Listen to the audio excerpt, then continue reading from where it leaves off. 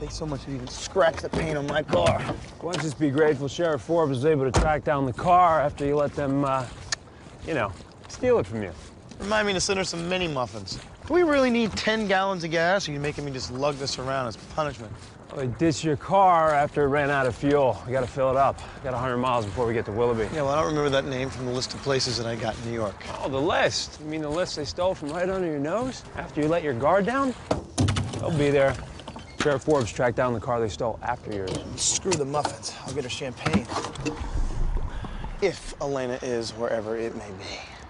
Willoughby, cream corn capital of Pennsylvania. They'll be there. Let's just hope we get to them before they get to the cure. Ooh, silver lining. If Rebecca takes the cure, then she's mortal, and then we can just kill her right then and there.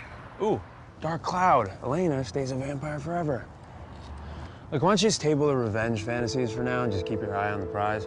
Find Catherine, get the cure, get out before you get your neck snapped. Again. Believe me, I learned my lesson.